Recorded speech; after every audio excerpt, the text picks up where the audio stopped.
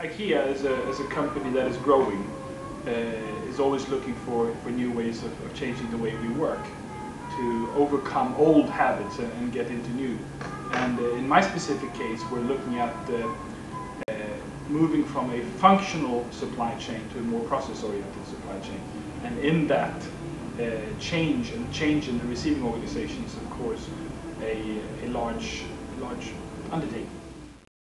Well, I got in contact with the ChangeMasters or the EIS simulation the first time when I met Albert at a executive training program that was run within IKEA with other managers.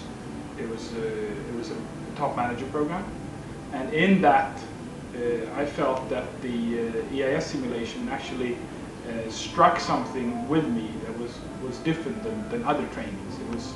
It was you could actually practically experience change and how it felt as a middle manager, and that is unique because a lot of the time training is all about sitting in classrooms, looking at PowerPoints, listening to lectures, but this was actually seeing and believing at the same time. And I usually talk about it in the way that there's a theory in it. It makes sense from a logical standpoint. You get a reaction to when you're in the simulation, which actually sits in your stomach, and with these two combined, it actually touches your heart, and it makes it a much longer lasting experience than actually just going to a class. We've chosen to embed it in a program which is larger, where it is one part which addresses actually how middle managers address change when we're introducing new working methods and tools in the supplying process. So it's a program that touches all the way from the suppliers all the way to the customers in the stores. Well, since it's some parts of it is emotional, it's of course difficult to measure the full impact of it. But let's put it this way: we have used it in projects, and we have projects that have not used it.